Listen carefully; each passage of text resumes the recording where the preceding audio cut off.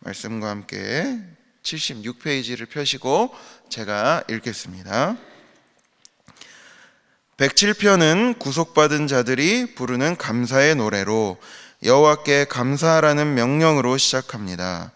하나님의 도우심을 경험한 여러 무리의 사람들은 각기 자신의 감사 제물을 가져와서 하나님을 찬송합니다. 특히 바벨론 포로기를 끝내고 돌아온 백성들은 끔찍했던 기억을 떠올리며 하나님의 구원하심에 감사를 올려드립니다.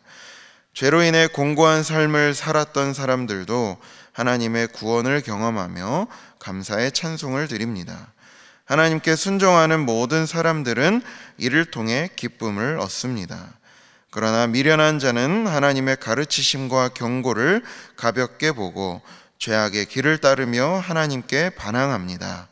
결국 죄인들은 하나님의 심판하심을 피하지 못하고 고난을 받게 됩니다. 아멘. 참 오랜만에 이 예배당에서 새벽 기도를 합니다. 아마 여기 나오신 분들은 아마 이 시간을 정말 간절히 기다리면서 영상으로 그동안 새벽 기도회를 각 가정에서 드리셨을 것이라 생각합니다. 그리고 지난번에 위임 목사님께서 새벽 영상에도 말씀해 주셨듯이 이 시기에 이 시편의 말씀을 묵상한다라는 것은 참 하나님의 놀라운 은혜가 아닐 수 없습니다. 영상으로도 계속해서 은혜를 누리셨듯이 앞으로도 이 예배당에서 드리는 새벽 기도회를 통해서 계속해서 깊은 은혜 누리시기를 축원드립니다. 이 시편은 아시다시피 총 150편으로 되어 있고 5권으로 구성되어 있습니다. 5권으로 구성된 이 말씀 중에 제5권의 시작이 바로 107편입니다. 그래서 이 107편 5권의 시작인 이 107편을 통해서 하나님께서 또 어떤 은혜와 기도 제목을 주시는지 함께 나눠보도록 하겠습니다. 먼저 첫 번째는 하나님께 감사와 찬양을 하게 하소서라는 기도 제목입니다. 하나님께 감사하고 찬양하게 하소서. 이 시편은 우리가 읽어서 아시다시피 감사와 찬송의 시에 속합니다. 감사하라, 찬양하라 라고 권하는 말씀이 반복적으로 나옵니다. 우리 1절에도 보시면 하나님께 여호와께 감사하라 이렇게 나오죠. 그리고 8절에도 보면은 그를 찬송할지라. 15절도 21절도 31절도 반복해서 하나님을 찬송할지로다, 하나님을 찬양하십시오 라는 구절들이 반복해서 나옵니다. 이뿐만이 아니죠. 시편 전체를 놓고 봐도 하나님께 감사하라, 찬양하라 라는 말씀들이 계속해서 나옵니다. 그만큼 시편은 우리가 하나님께 감사하고 찬양하는 것을 마땅하다라고 이야기하면서 기록해 주고 있습니다. 그래서 이 창조된 존재가 하나님을 감사하고 찬양하는 것이 마땅한 일인 만큼 우리도 이 자리에 나와서 먼저 해야 될 일이 하나님께 찬양하는 것, 하나님께 감사하는 것인 줄로 믿습니다. 그래서 우리의 영혼도, 우리의 마음도, 우리의 몸도 하나님을 이 시간 찬양합시다. 하나님께 감사합시다. 그것이 창조된 존재가 해야 될 마땅한 일이기 때문입니다.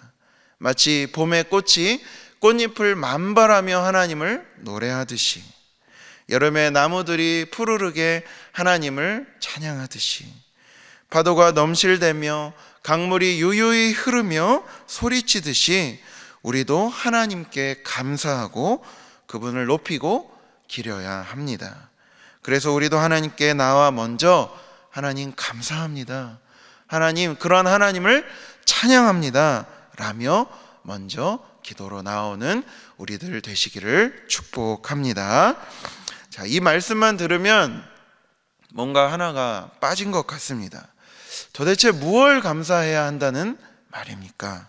그래서 두 번째 기도 제목으로 이어집니다. 두 번째는요, 감사의 이유인데요, 하나님의 인자하심을 기억하며 살아가게 하소서. 하나님의 인자하심을 기억하며 살아가게 하소서.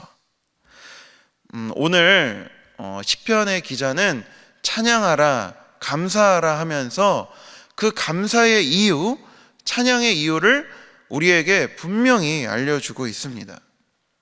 감사도 찬양도요, 이유가 있으면 더 확실합니다. 예를 들면 우리가 부모님께 그냥 감사해요 라고 말하는 것보다 부모님 낳아주시고 길러주신 그 은혜에 정말 감사드립니다, 이렇게 말하는 것에는 차이가 있지 않습니까? 시편 기자도 하나님께 우리가 분명히 감사해야 하는 이유가 무엇인지를 우리에게 들려주고 있습니다.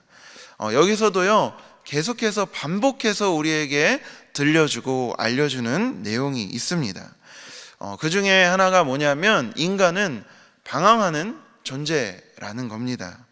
하나님에게서 멀어지는 존재가 바로 인간이고, 그래서 자기 스스로 고통을 받는 존재다라는 것들을 반복해서 알려주고 있습니다.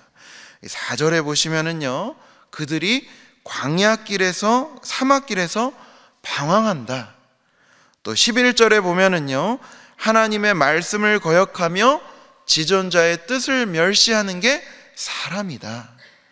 그리고 17절에 보면 미련한 자들은 죄악의 길을 따르고, 이런 구절들이 반복해서 나옵니다.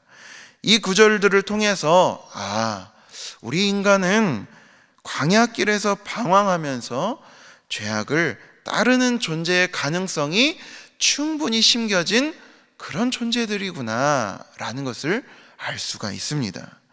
그러나 여기에 우리가 분명히 하나님을 왜 찬양해야 하고 감사해야 하는지를, 그 이유를 알려주고 있습니다. 하나님이 어떠한 분인지를 알려주고 있다는 겁니다.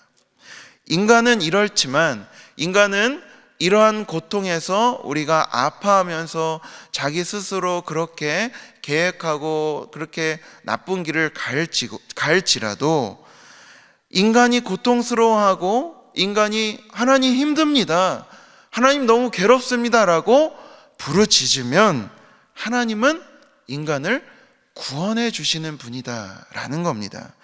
그 말씀이 계속해서 또 반복적으로 나오는데요, 6절에 보시면은 그들이 근심 중에 여호와께 부르짖음에 그들의 고통에서 건지시고, 또 13절 보시면 환난 중에 여호와께 부르짖었더니 또 하나님이 어떻게 하십니까?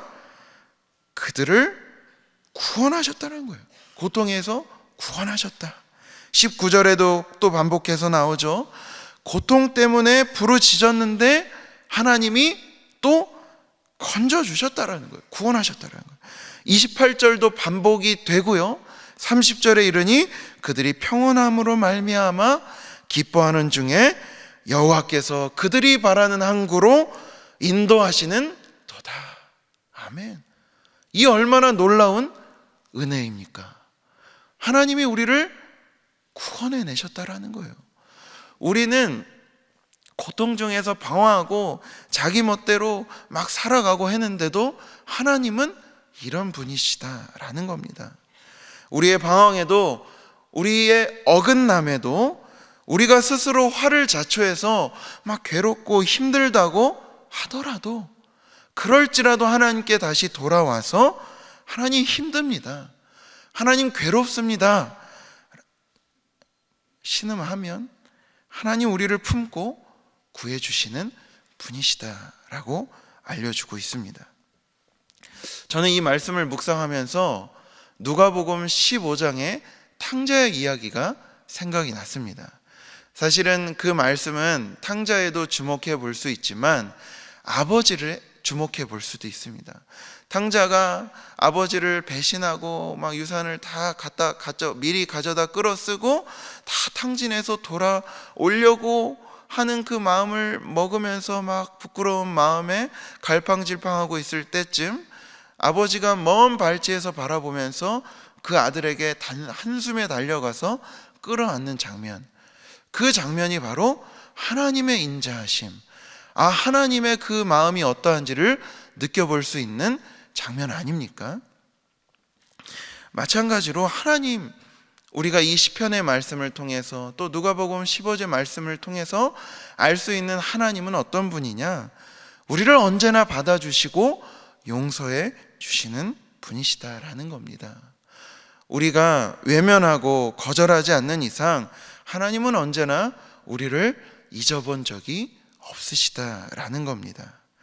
우리가 그러한 인자하심을 기억하고 우리도 그런 하나님의 인자하심대로 살아가야 함을 알려주고 있습니다. 그러나 때로 우리는 인자하기보다 인색할 때가 많습니다. 그리고 인색하게 굴면서도 생색낼 때가 참 많습니다. 작은 것조차 해주기를 꺼리는 것이 바로 우리입니다.